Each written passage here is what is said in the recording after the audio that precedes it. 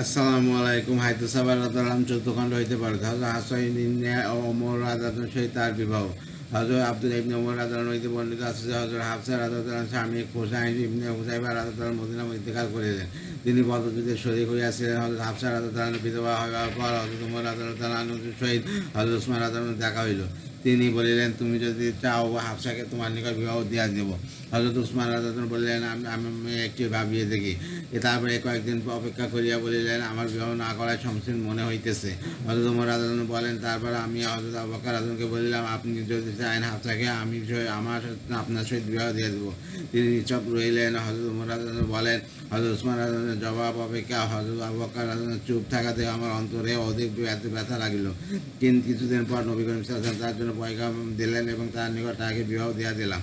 আর তারপর হযরত আবু বকর রাদিয়াল্লাহু সহিত আমার দেখা হইলে তিনি আমাকে বলিলেন, হাফসার ব্যাপারে আমার চুপ থাকাকে তুমি মনে ব্যথা পাইয়াছ হয়তো। তো আমি বলিলাম, হ্যাঁ। তিনি বলিলেন, আমি তোমাকে এই জন্য জবাব দেই নাই, যেহেতু নবী করিম সাল্লাল্লাহু আলাইহি ওয়াসাল্লাম তার সম্পর্কে আলোচনা করিয়াছেন বলিয়া আমি জানিতে পারিয়াছি।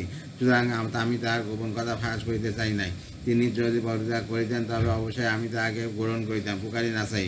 বায়াকে ও ইমাম আহমদ রহমতুল্লাহ অতিরিক্ত উহা বর্ণিত হইয়াছে যে হযরত ওমর রাদিয়াল্লাহু আনহু বলেন, আমি রাসূলুল্লাহ সাল্লাল্লাহু আলাইহি ওয়াসাল্লামের নিকট হযরত উসমান রাদিয়াল্লাহু আনহুর জবাব সম্পর্কে অভিযোগ করিলাম।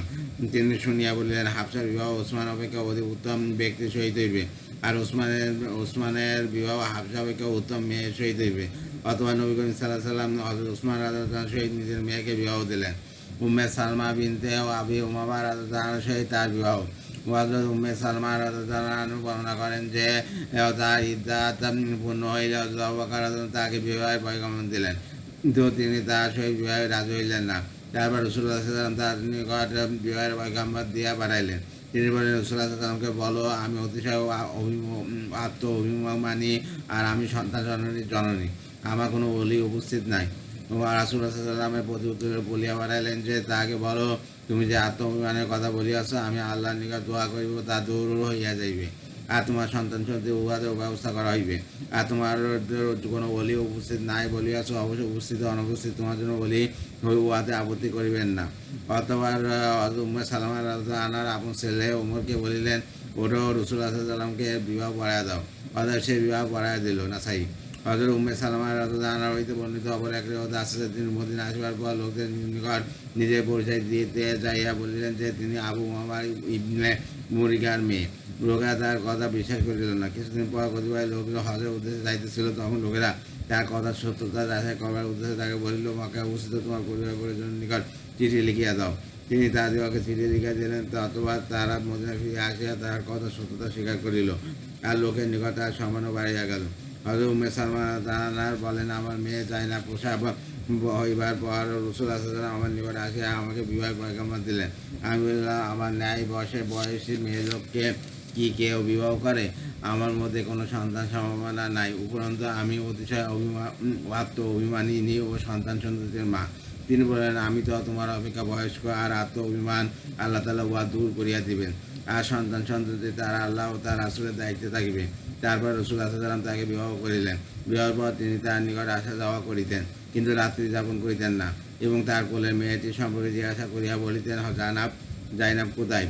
অবশ্যই একদিন হযরত আমর রাদিয়াল্লাহু আনহু আসিয়া মেয়েটিকে এই বলিয়া লইয়া গেলেন যে মেয়েটি রাসূলুল্লাহ সাল্লাল্লাহু আলাইহি ওয়াসাল্লামের জন্য বাধা হইতেছে।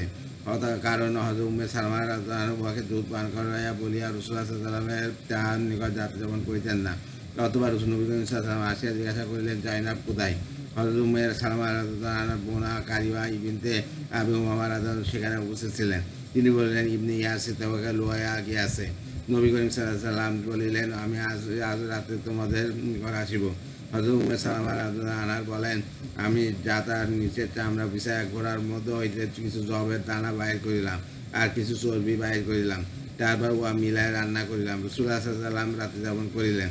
সকালবেলা তিনি বলিলেন, তোমার বংশে যেহেতু তোমার যথেষ্ট সম্মান রইয়াছে, সুতরাং তুমি যদি চাও তোমার জন্য 1007 দিনের পালা নির্ধারণ করিতে পারি, তবে তোমার জন্য 7 দিনে করিলে অন্যান্য বিবিদের জন্য 7 দিন করিয়া হইবে।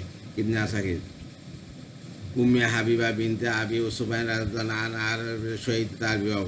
ইসমাইল ইবনে ওমর রাদিয়াল্লাহু আনহু বর্ণিত আছে, হযরত উম্মে হাবিবা বিনতে আবি সুফিয়ান রাদিয়াল্লাহু আনহা বলিয়াছেন, আমি হাবশা থাকাকালীন হযরত একটি আবরা নামক এক বাদী হাফসাহেবের বাদশাহ নাজাশী রহমতুল্লাহের পক্ষ হইতে সংবাদ লইয়া আমার নিকট উপস্থিত হইল। বাদশাহের কাপড় তৈল ও খুশবু এই বাতির দায়িত্ব ছিল। সে আসিয়া ঘরে প্রবেশ করে অনুমতি চাইল। আমি তাকে অনুমতি দিলাম। ঘরে প্রবেশ করিয়া সে বলিল, বাদশাহ আপনার নিকট এই মর্মে সংবাদ পাঠাইতেছেন যে রাসূলুল্লাহ সাল্লাল্লাহু আলাইহি ওয়াসাল্লাম আমাকে তার সহিত আপনার বিবাহ করাইয়া দিবার জন্য পত্র লিখিয়াছেন। হযরত উম্মে হাবিবা রাদিয়াল্লাহু আনহা বলেন, আমি আবরাকে বলিলাম, আল্লাহ তাআলা তোমাকে শুভ সংবাদ দান করুন। তারপর সে বলিল, বাদশাহ বলিতেছে আপনাকে বিবাহ দেওয়ার জন্য আপনি কাউকে উকিল নিযুক্ত করুন। হযরত উম্মে হাবিবা রাদিয়াল্লাহু আনহা বলেন, আমি খালিদ ইবনে সাঈদ ইবনে আস রাদিয়াল্লাহু আনুকে ডাকিয়া তাকে উকিল নিযুক্ত করিলাম। আর আবরাকে এই সুসংবাদে আনন্দিত করিয়া হইয়া পুরস্কার স্বরূপ রূপার 2খানা চুড়ি ও 2খানা রূপার খাড়ু যা আমার শরীরে ছিল আর আমার পায়ের প্রত্যেক আঙ্গুল থেকে আঙ্গুলটি খুলিয়া তাকে দিয়া দিলাম। সন্ধ্যার পর নাজাশী হযরত জাফর ইবনে আবি তালিব রাদিয়াল্লাহু আনহু উপস্থিত অন্যান্য মুসলমানদেরকে হাজির হইতে বলিলেন। অথবা নাজাশী রহমতুল্লাহ এইরূপ খুতবা পাঠ করিলেন। তারপর বলিলেন, রাসূলুল্লাহ সাল্লাল্লাহু আলাইহি ওয়াসাল্লাম উম্মে হাবিবা বিনতে আবি সুফিয়ানকে তার বিবাহের সাথে তার সহিত বিবাহ দেওয়ার জন্য আমাকে আদেশ করিয়াছেন। আমি তার আদেশ যথাযথ পালন করিলাম এবং তার মোহনা স্বরূপ তার 70 দিনার দিলাম। তারপর তিনি সকলের সম্মুখে দিনারগুলো ঢালিয়া দিলেন। অথবা খালিদ বিন সাঈদ রাদিয়াল্লাহু আনহু খুতবা পাঠ